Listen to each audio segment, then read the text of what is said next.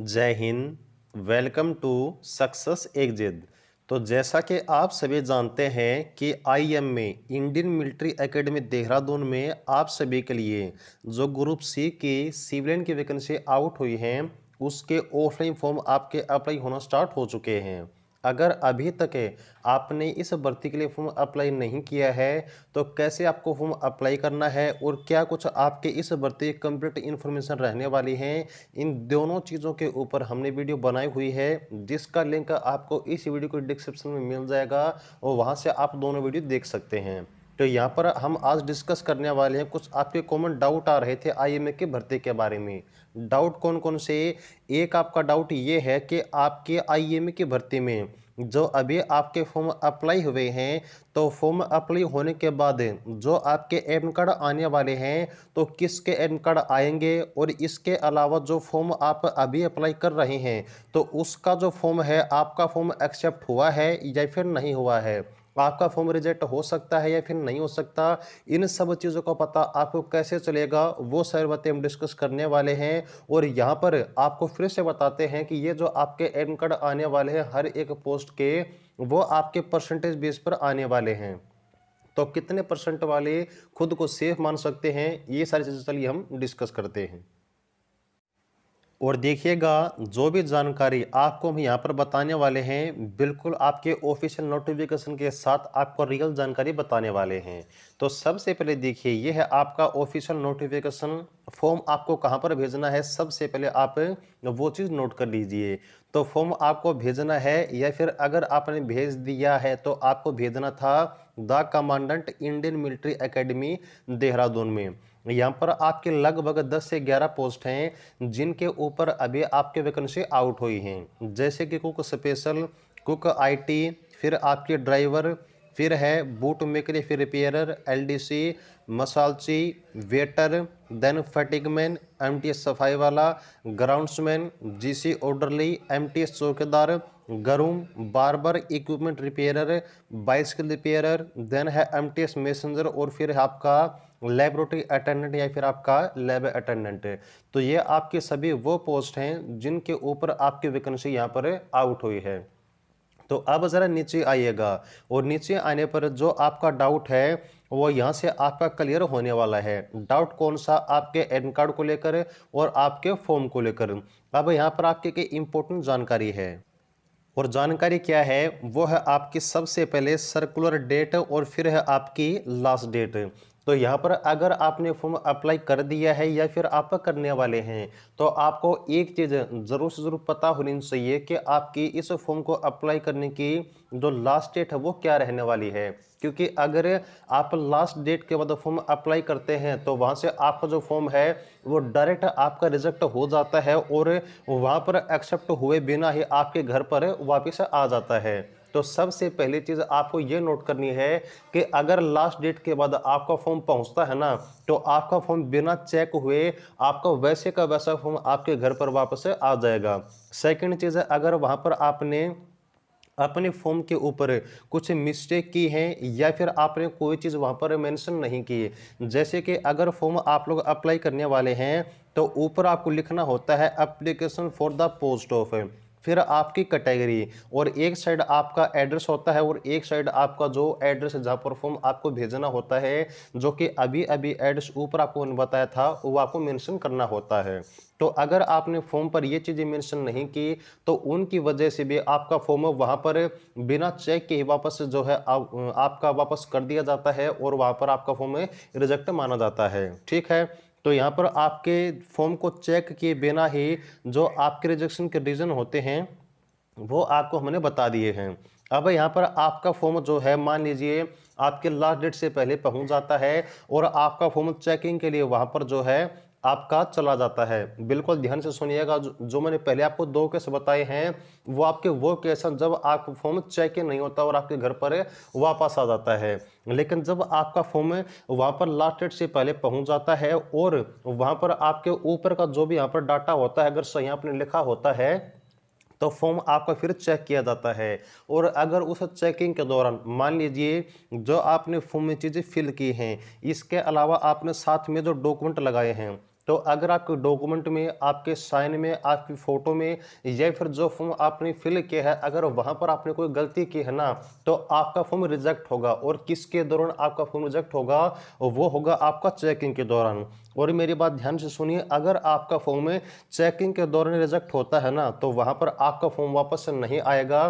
कहने का मतलब ये है कि आपका फॉर्म मान लीजिए किसी डॉक्यूमेंट की वजह से, या फिर आपके फ़ोटो की वजह से, या फिर आपके सेल्फ अटेस्टेड की वजह से, या फिर फॉर्म में आपने जो चीज़ें फिल की हैं उनकी मिस्टेक की वजह से, यानी कि XYZ आपकी चेकिंग के दौरान अगर आपके फॉर्म में कोई भी मिस्टेक पाई जाती है, तो वहां पर आपका फॉर्म रिजेक्ट हो जाता है, लेकिन उस चीज़ का आपको पता नहीं चलेगा। जो मैंने पहले आपको 2 केस बताए थे ना, उस केस में क्या होता है कि आपके पास आपका वैसे का वैसा फॉर्म वापस आ जाता है, आपको पता चल जाता है कि आपका फॉर्म रिजेक्ट हो चुका है। लेकिन अगर आपका फॉर्म चेकिंग के दौरान रिजेक्ट होता है, तो वहां पर आपको पता नहीं चलता है कि आपका फॉर्म रिजेक्ट हुआ है या फिर नहीं हुआ है। तो ये चीज़ आप याद रखिएगा कि अगर आपका फॉर्म आपके पास वापस आता है, तो इसका मतलब आपका फॉर्म वहां पर पहुंचने से पहले ही वापस हो चुका, चेकिंग से पहले। लेकिन अगर आपका फॉर्म रिजेक्ट होता है चेकिंग के दौरान, तो आपको पता नहीं चलेगा कि आपका फॉर्म रिजेक्ट हुआ है या फिर नहीं हुआ है। ओके, अब हम बात करते हैं कि आपका जो एडमिट कार्ड आने वाला है, उस एडमिट कार्ड का पता आपको कैसे पता चलेगा। तो देखिए, अगर आपका फॉर्म चेकिंग के दौरान बिल्कुल सही पाया जाता है, यानी कि आपके डॉक्यूमेंट वगैरह जो भी आपने लगाए हैं, या फिर आपका एनवलप वगैरह, या फिर XYZ कोई भी चीज़ जो कि आपके फॉर्म से रिलेटेड हैं, अगर वो बिल्कुल आपकी सही पाई जाती हैं, तो आपका यहाँ पर एडमिट कार्ड इशू किया जाता है। अभी इस केस में आपको एक हेल्प मिल सकती है। वो हेल्प किससे मिलेगी? तो यहाँ पर एक पॉइंट आपका, वो ज़रा ध्यान से पढ़िएगा। तो आपका पॉइंट ये है कि application will be accepted through registered post या फिर स्पीड पोस्ट। तो आपको जो फॉर्म भेजना है ना, वो आपको ओनली 2 ही तरीके से भेजना है, एक या तो स्पीड पोस्ट से या फिर आपकी रजिस्टर्ड पोस्ट से। अब यहाँ से आपको एक हेल्प मिलेगी। हेल्प क्या मिलेगी? जैसे कि मान लीजिए आपने जो भी फॉर्म आपने भेजा है, वहाँ पर उसकी रजिस्ट्री कराई है, फिर अपनी स्पीड पोस्ट कराई है, तो वहाँ पर आपको एक जो है उसका प्रूफ दिया जाता है। आपको वहाँ पर एक उसकी पर्ची दी जाती है। अगर वो स्लिप आपके पास अवेलेबल है, तो वहाँ से आप अपने फॉर्म को क्या कर सकते हैं, अपने फॉर्म को आप ट्रैक कर सकते हैं। अब ट्रैक करने से आपको मदद क्या मिलेगी?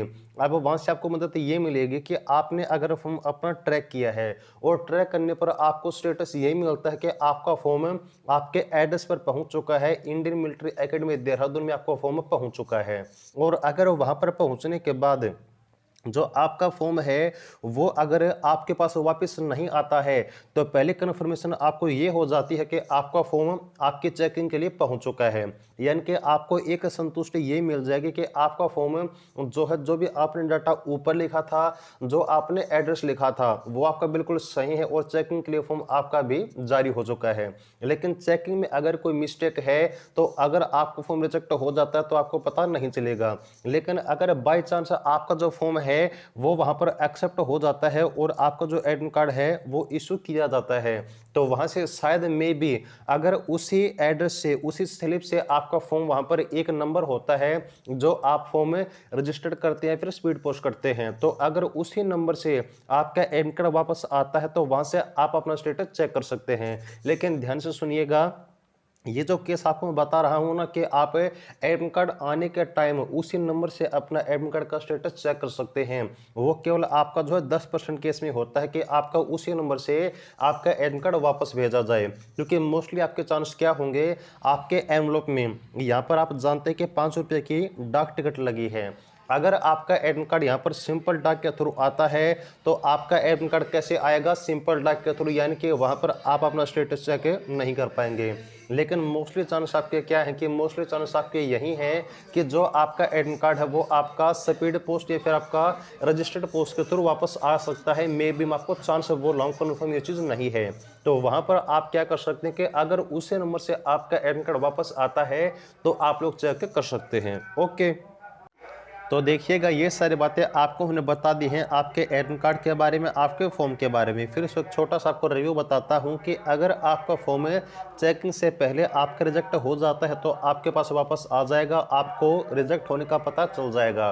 लेकिन अगर आपका फॉर्म चेकिंग के दौरान रिजेक्ट होता है तो वहां पर आपको पता नहीं चलेगा। और थर्ड चीज़ है, अगर आपका एडमिट कार्ड इश्यू होता है, आपकी वही स्लिप, आपको वही नंबर, और अगर आपका जो एडमिट कार्ड है वो आपका आता है रजिस्टर्ड पोस्ट के थ्रू, तो वहां पर आप अपने एडमिट कार्ड का स्टेटस भी चेक कर सकते हैं। लेकिन ये केवल आपका एक 10% चांस होता है। ओके, अब चलिए बात करते हैं यहाँ पर कि जो अब आपका एडमिट कार्ड आने वाला है वो आएगा आपके परसेंटेज के बेस पर। और ये चीज़ आपको हम खुद नहीं कहते, बल्कि आपका जो ऑफिशियल नोटिफिकेशन है आईएमए का, वो ये चीज़ कहता है। अब कहाँ से कहता है, देखिए आपका जो यहाँ पर पॉइंट नंबर 7 है ना, उसमें ये चीज़ कही गई है कि ओनली 50 कैंडिडेट्स पर post will be called for written examination based on percentage of, किस परसेंटेज पर, percentage of marks obtained in the minimum education qualification required for the respective post.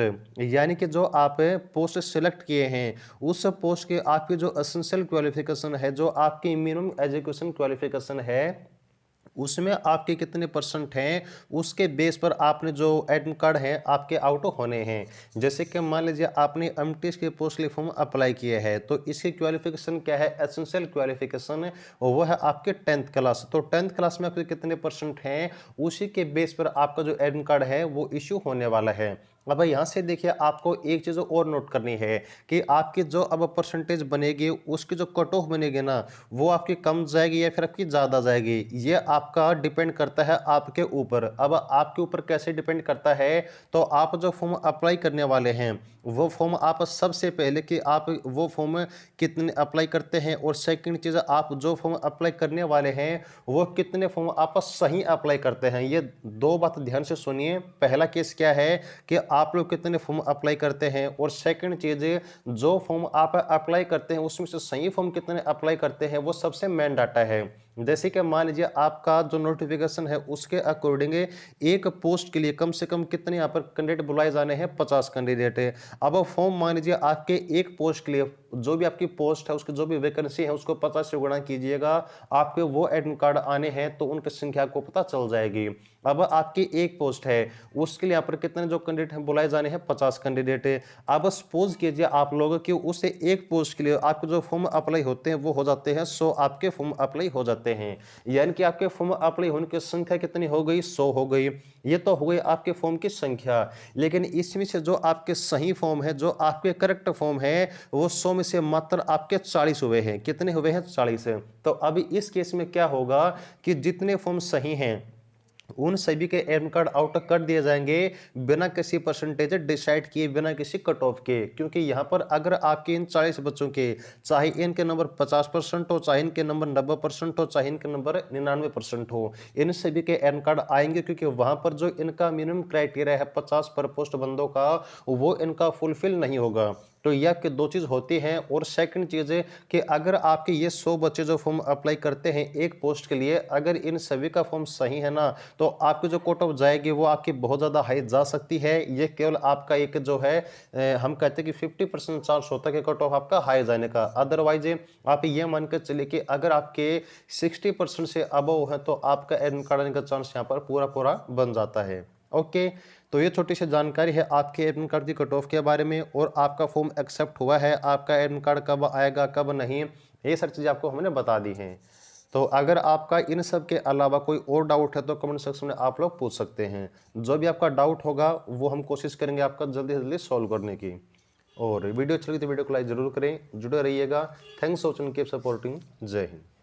और हाँ, एक छोटी सी बात और कहना चाहेंगे कि जैसे ही आपके आईएमए के भर्ती के जो फॉर्म हैं वो अप्लाई हो जाते हैं, तो आईएमए के भर्ती के लिए जो स्पेशल बैच है, जो आपका टारगेटेड बैच है, वो हम स्टार्ट करने वाले हैं। यहाँ पर जो भी हम बैच स्टार्ट करेंगे ना, उसमें आपका एक ही फोकस होगा, वो होगा आपके आईएमए की भर्ती पर। तो आपसे एक सजेशन चाहिए हमें कि जो कोर्स हम स्टार्ट करने वाले हैं वो आपके एडमिट कार्ड आने के बाद हम स्टार्ट करें या फिर आपके एडमिट कार्ड आने से पहले स्टार्ट करें, ये चीज़ आप लोग कमेंट सेक्शन में बता दीजिएगा। जैसे आपकी सलाह होगी, जैसे आपके सजेशन होंगे, वो हम फॉलो करेंगे और उनके अनुसार ही आपका जो बैच है वो हम स्टार्ट करेंगे। तो ये थी जानकारी। जय हिंद।